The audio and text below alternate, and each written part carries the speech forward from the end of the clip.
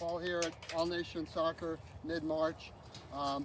Thanks for staying. And what we're going to be doing, we've been talking a lot about mentors, and Teal Bunbury's been staying and talking about some of his mentors. And we're going to keep doing that. So if there's a mentor you want to share about, please let me know and we'll have you up here.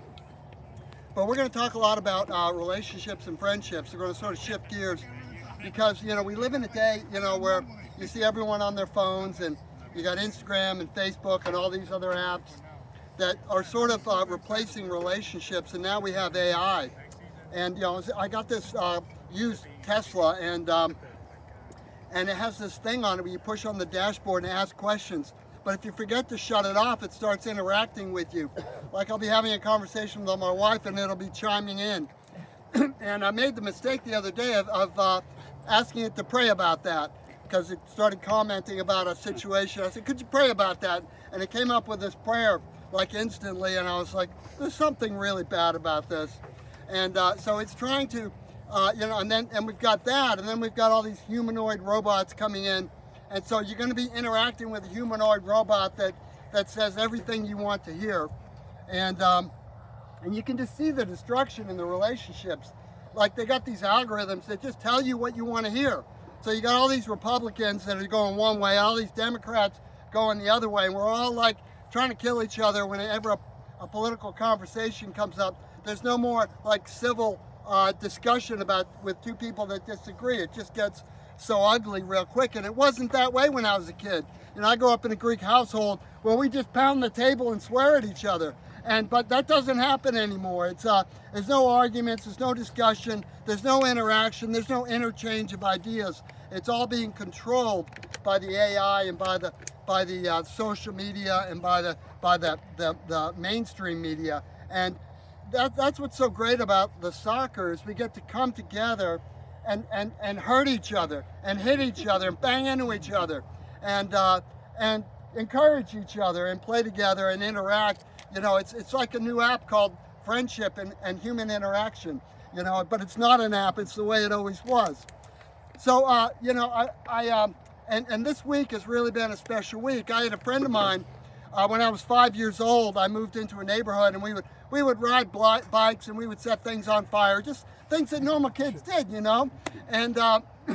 so we got in touch with each other, and he's staying with me. He's at my house now. He doesn't play soccer anymore, so I'm gonna go home and see him. But we were like best friends from the age of 5 to the age of 10 or 12 when he went to private school and I stayed in the public school, and but it's just so great to have those relationships over so many years. And when you're 64 years old like I am, you can be in touch with all these people and have all these interactions, because it's not the accomplishments and the money and the amount of property you own or anything like that. No one really cares about that. What matters when you're age 64 is if it hurts when you go down the stairs. That's really the most important thing.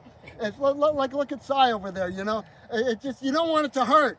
And if it doesn't hurt that day, it's a really good day. And it doesn't matter how much is in the bank or how big your house is or what kind of car you're driving. It's really the relationships that matter. So I would encourage you guys just to, we meet together twice a week, and that's a great opportunity just to have relationships. And it's great to have you back, Dang. We got to know each other before you went to New Jersey to work. It's great to have you back, and it's just great to get to know you guys. So what I try to do is get here a little early and stay a little late and just make friends. And there was a really great coach named John Wooden, and he talked about, he was a Christian coach, probably the greatest coach that ever lived.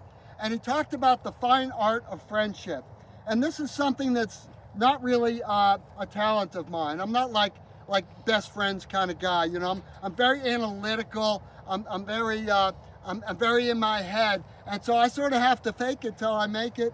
But I know what to do, and my wife helps me a lot. She's very good at this. She says, "Honey, you should call that person." It's like, what? You should call him. He's hurting. He's had a tough week, or his wife's sick or something. And that's what we can be for each other, is be there when you're down and when you're having a tough time. And so John Wooden talked about the fine art of friendship, and he was the greatest coach that ever lived, and he was a great Christian man.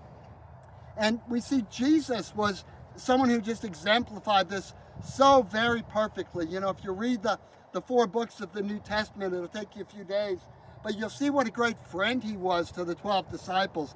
And the impact that those relationships have is just phenomenal in your family and in your community. So we'll be here again next Thursday night, and Teal Bunbury will be talking about one of the friends, one of his great friends. We've been texting about this subject. He couldn't make it today. We couldn't really have the program with the kids because it's Mother's Day. And my mother died in 2006. So all I got to say to you guys is, if you haven't called your mother, you need to get in that parking lot and get on the phone and tell your mother you love her, because when your mother's been dead for 20 years, it's a very lonely and distant thing. And so you really want to call your mom and love up on mom. You know, my mom wasn't perfect, but she really changed a lot as she was becoming a Christian, and it turned out to be a very beautiful thing. She was a very tough lady, a very strict mother, and but we got along really well. But she died, you know, almost 20 years ago. Well, I guess it is 20 years ago, and but you really miss those moms when they're gone. So if you have a mom, love up on her today. And that's all I got to say. We'll see you on Thursday. And thank you, who knows to do the pennies, JP. Yeah. Thanks for doing our laundry, and that's an act of love, and we appreciate that. Thank you.